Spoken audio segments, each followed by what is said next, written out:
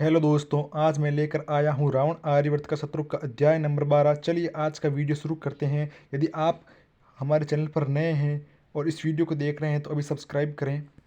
रावण और उसका दल वेदनाथ की उस भवन में पहुंच गए थे जिसे कुंभकर्ण ने उनके रहने के लिए किराए पर लिया था। यह मंदिर परिसर से सुरक्षित दूरी पर स्थित एक साधारण सा भवन था और उसमें ऐसी कोई विलासिताएं नहीं थी जिनका अब रावण आदि हो चुका था। मगर भाइयों ने साधारण तरीके से रहने का ही निर्णय लिया था। इस क्षेत्र में इतने सारे बड़े मंदिर होने के कारण सप्त सिंधु के राज परिवारों और सामंती परिवारों के अनेक सदस्य यहाँ आते रहते थे। इसका अर्थ था कि कड़ी सुरक्षा और सप्त सिंधु के कर निरीक्षकों और सुरक्षा कर्मियों के लिए एक कुख्यात तस्कर को पकड़ना एक बड़ी सफलता होती। भाइयों ने रावण और कुंभकर्ण के स्थान पर अपने मिथ्या नाम तक रख लिए थे, जय और विजय। अपने आवास पर पहुंचने के 1 घंटे के भीतर रावण और कुंभकर्ण वेदवती को ढूंढने निकल पड़े थे। वो 1 घंटे की यात्रा की पूरी दूरी टोडी नाम के एक गांव में रहती थी। ऐतिहासिक रूप से भारत के मंदिर केवल उपासना का ही नहीं बल्कि सामाजिक गतिविधियों का भी केंद्र थे, जिनके आसपास सामुदायिक जीवन घूमता था। अधिकांश मंदिर परिसरों में स्थानीय लोगों के उपयोग के लिए सरोवर होते थे। प्रसाद के रूप में निर्धनों को भोजन दिया जाता था। आसपास के गांवों के बच्चों के लिए निःशुल्क प्राथमिक शिक्षा उपलब्ध होती थी। बड़े नगरों के मंदिर उच्च शिक्षा भी देते थे। गांव वासियों को अपने क्षेत्र के मंदिरों में बुनियादी चिकित्सकीय उपचार भी उपलब्ध होता था। इसके अतिरिक्त अधिकांश मंदिर भंडारगृह का काम भी करते थे, जहाँ आधारभूत अनाज रखे जाते थे जो वर्षा न होने पर लोगों को प्रदान किया जाता था। अगर वो असाधारण रूप से समृद्ध होते थे तो निर्धनों के लिए घर या नदियों पर बांध बनवाने जैसे स्थानीय निर्माण परियोजनाओं के लिए धन भी दे देते थे। यह सब कुछ उस दान के कारण संभव होता था जो मंदिरों को समृद्ध और निर्धन लोगों से प्राप्त होता था। लेकिन अधिकांश चीज़ों की तरह यह प्रणाली भी नष्ट हो रही थी। व्यापार मंदा पड़ा तो दान भी कम हो गए। बड़े मंदिरों में भी कोष रिक्त होने लगे थे। स्थिति को और बिगाड़ते हुए राज परिवार कोई न कोई बहाना बनाकर मंदिरों का अधिग्रहण कर रहे थे। प्राय उनके बेहतर प्रबंध के लिए शीघ्र ही मंदिरों के चंदे का एक बड़ा हिस्सा राजकोषों में जाने लगा। स्वाभाविक रूप से अधिकांश सामुदायिक मंदिरों द्वारा किए जाने वाले परोपकार काम भी प्रभावित होने लगे। स्थानीय मूलभूत व्यवस्थाएं भी बुरी तरह प्रभावित हुई। मगर टोडी में ऐसा नहीं था। यहाँ स्थानीय भूस्वामी सोची के पास में बहने वाली नदी पर बांध बनाने के लिए गांव वासियों के साथ मिलकर काम कर रहा था। इससे सूखे मौसम के लिए पानी सुरक्षित करने में सहायता मिलती। भूस्वामी ने सामान दिया था और गांव वासियों ने श्रम। लाभ सबका था। असंभव लगने वाला यह सहकार्य केवल वेदवती के कारण ही संभव हुआ था, क्योंकि गांव वासियों को यद्यपि भूस्वामी पर विश्वास करना आसान नहीं लगता, मगर कन्याकुमारी पर सभी विश्वास करते थे। सभी। और वो वहाँ थी, अभियान का निरीक्षण करती, एक थोड़े से ऊंचे चबूतरे पर खड़ी और अपने माथे पर जमा पसीने और चारों ओर उड़ती धूल से बेपरवाह। बांध का काम तीव्रता से चल रहा था। गांव के सारे सक्षम पुरुष लगभग बिना आराम किए काम पर लगे थे। भूस्वामी भी वेदवती वाले चबूतरे पर ही खड़ा काम का निरीक्षण कर रही थी। उसने तो अपने स्वच्छंद पुत्र सुक्रमण तक को यहाँ आकर काम में हाथ बटाने के लिए मना लिया था। बांध को बहुत जल्दी ही पूरा करना था, इसलिए नहीं कि बारिशों का मौसम सिर पर रखा था। उसने उसे आने में तो अभी महीनों शेष थे। कारण थी वेदवती। वो गर्भवती थी, प्रत्यक्ष गर्भवती। शिशु जन्म के लिए निकट स्थित वेदनाथ मंदिर से जुड़े चिकित्सालय में उनके जाने से पहले बांध का काम पूरा होना था। न तो गांववासी और न ही भूस्वामी के आदमियों को यह विश्वास था कि उनकी प्रशांत उपस्थिति के बिना वो साथ में काम कर पाएंगी। केवल वही थी जो उनके विवादों को संतोषजनक रूप से हल करने में सक्षम और विश्वसनीय थी। रावण और कुंभकर्ण ने कार्यस्थल से कुछ 100 गज दूर अपने घोड़े बांधे और बड़ी सावधानी से पैदल आगे बढ़े। रावण ने तय किया था कि पहला दिन स्वयं को सामने लाए बिना कन्याकुमारी को देखने में बिताएगा। दादा, कुंभकर्ण ने कहना शुरू किया। धीमे बोलो, रावण ने उसे चुप किया। कोई हमें सुन लेगा। कुंभकर्ण ने आसपास देखा। कहीं कोई नहीं था, मगर उसने निष्ठापूर्वक अपना स्वर धीमा करते हुए फुसफुसाहट में बदल दिया। दादा, हम छिप क्यों रहे हैं? यहाँ तो हमें कोई नहीं जानता है। हम लोगों से कह सकते हैं कि आप एक व्यापारी हैं और वैद्यनाथ मंदिर के दर्शन करने आए हैं और अपने अतिथि गृह जाते हुए यहाँ ठहर गए थे। फिर आप जाकर कन्याकुमारी से बात कर सकते हैं, केवल वही आपको पहचान पाएगी। रावण ने सिर हिला दिया। कुंभकर्ण को लगा कहीं रावण की सतर्कता का कारण वो तो नहीं है। मैं यहाँ पहले भी आ चुका हूँ दादा। यहाँ के लोगों के मन में नागाओं के लिए कोई पूरा गर्व नहीं है। मैं यहाँ सुरक्षित हूँ। रावण ने कुंभकर्ण को देखा। मैं उस आँख को नोच लूँगा जो तुम्हें घूरेगी, उसने शांत भाव से कहा। वो सावधानी से चल रहा था, सूखे पत्तों और टहनियों से बचते हुए जो पैरों के नीचे आकर टूट सकती थी। कुंभकर्ण मन ही मन मुस्कुराया। उसका बड़ा भाई घबरा रहा था। तुम्हें पता है, जब तुम छोटे थे तो कुछ दिन हम टोडी के पास ही रहे थे, रावण ने आवाज़ धीमी रखते हुए पूछा। आप मुझे बता चुके हैं दादा। कुंभकर्ण ने अपना हाथ उठाया और 3 उंगलियां दिखाई। पिछले 5 निमिष में मात्र 3 बार। ओह, अच्छा लगता है मैं। इस बार कुंभकर्ण खुलकर मुस्कुरा दिया। उसने अपने भाई को इतना चिंतित कभी नहीं देखा था। दोनों भाइयों को कुछ घनी झाड़ियों के पीछे छिपने का बहुत सही स्थान मिल गया था। वहां से नदी का कार्यस्थल स्पष्ट दिखाई दे रहा था। किसी श्रमिक ने उन्हें आते नहीं देखा था। आखिर वो लुटेरे व्यापारी थे। आवश्यकता होने पर स्वयं को छिपाना उनके लिए आवश्यक व्यावसायिक गुण था। कार्यस्थल पर 50 से अधिक लोग थे, मगर रावण की निगाहें तो केवल एक पर थी। वो सम्मोहित सा रह गया, लगभग शक्तिहीन। उसकी दृष्टि गांव वासियों के बीच घूमती वेदवती पर जमी हुई थी। वो यह सोचे बिना नहीं रह पाया कि देवी सरस्वती उस पर वास्तव में कृपालु थी, क्योंकि वो विलक्षण रूप से उसके द्वारा बनाए उनके चित्रों के समान ही थी। एक स्त्री के लिए वो लंबी थी, गोरे गोरी गोल चेहरा, उससे कपोल और तीखी छोटी सी नाक, सपाट पलकों वाली काली बड़ी बड़ी आंखें, उनके काले लंबे बाल कसी चोटी में पीठ पर लहरा रहे थे। उनकी छवि उसके मन में अंकित हो गई थी। उसने नन्हे पूर्ण नारी तत्व युक्त कमन्य स्त्री के रूप में उकेरा था। अब तो वो और अधिक आकर्षक लग रही थी। उनके पुराने मगर स्वच्छ वस्त्र उनकी आकर्षण को कम नहीं कर रहे थे। कुंभकर्ण फुसफुसाया, क्षमा करना दादा, मुझे पता नहीं था कि कन्याकुमारी गर्भवती है। पहले यह स्पष्ट नहीं था। मगर रावण सुन ही नहीं रहा था। वो तो बस उन्हें देखा जा रहा था। यह विश्वास कर पाने में असमर्थ था कि वो अनंत उनके आसपास था। कुंभकर्ण को यह समझने में थोड़ी देर लगी कि एक रूपता के बावजूद वेदवती रावण की अपने चित्रों से कुछ भिन्न क्यों दिख रही थी। अपने गर्भ के उभार के कारण नहीं, बात कुछ और थी। रावण की दीवारों पर वो दिव्य श्रद्धा उत्पन्न करती थी, मगर बहुत विलग और उदासीन भी थी। वास्तविक जीवन में वो भिन्न थी। वो अभी भी दिव्य दिखती थी, हाँ, श्रद्धा उत्पन्न करती थी, हाँ, मगर उनमें उदासीनता कतई नहीं थी। गांव वासियों के बीच घूमते हुए उनकी आंखों में स्नेह और उदारता झलक रही थी, देवी माँ की तरह। दादा, कुंभकर्ण ने धीरे से कहा। रावण ने कुंभकर्ण के कंधे पर हाथ रख दिया। उसने कुछ नहीं कहा, मगर यह संकेत ही पर्याप्त था। चुप रहो छोटे भाई, मुझे देखने दो, मुझे अनंत अपना जीवन जीने दो। कुंभकर्ण ने धीरे से कहा, दादा, आपको नहीं लगता कि अब समय आ गया है कि हम।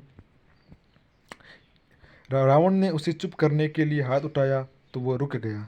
उन्हें वेदनाथ आए हुए पूरा 1 हफ्ता हो गया था। वो प्रतिदिन कार्यस्थल पर आते, हर बार अपने छिपने का स्थान बदल लेते, कार्यस्थल का भिन्न परिदृश्य देखते, वहाँ मौजूद लोगों का भिन्न दृश्य देखते, कन्याकुमारी का भिन्न दृश्य पाते। कुछ बदला नहीं था। तो यह सच कि उन्होंने अभी तक उनसे बात नहीं की थी, अपनी उपस्थिति तक उजागर नहीं की थी। कुंभकर्ण हैरान था। उसका शक्तिशाली अजय भाई वेदवती से बात करने की हिम्मत तक नहीं जुटा पा रहा था। स्त्रियों के साथ उसका विश्वास और सहज आकर्षण जैसे उसका साथ छोड़ गया था। अपने सामान्य साहस से जीता वो बस अपने छिपने के स्थान पर खड़ा था और अपने संपूर्ण बिंदु को तके जा रहा था, अपनी कन्याकुमारी को, अपनी देवी को। मगर कुंभकर्ण तो हमेशा कन्याकुमारी को देखता नहीं रह सकता था। तो उसने कार्यस्थल पर और आराम करते कुछ लोगों को देखना शुरू किया। पिछले हफ्ते भर में वो इतने गांव वासियों को, उनकी बातचीत को देख चुका था कि वो उनके बारे में राय बनाने लगा था। भूस्वामी सोच के सच में भला आदमी लगता था। वो ऐसे भव्य कपड़े नहीं पहने हुए था जैसा लंका के भूस्वामी पहनते थे, मगर गांववासियों का ध्यान रखना प्रतीत हो रहा था। गांववासी भी उसका सम्मान करते प्रतीत होते थे, भले ही उस पर भरोसा न करते हो। दूसरी ओर सोची केस का बेटा शुक्रमण बिगड़ा बच्चा था, आलसी, स्वार्थी, सुस्त, और एक बार तो जब कोई नहीं देख रहा था तो उसने धन भी चुराया था। लेकिन जब कन्याकुमारी या उसके पिता आसपास होते तो हमेशा अच्छा व्यवहार करता था।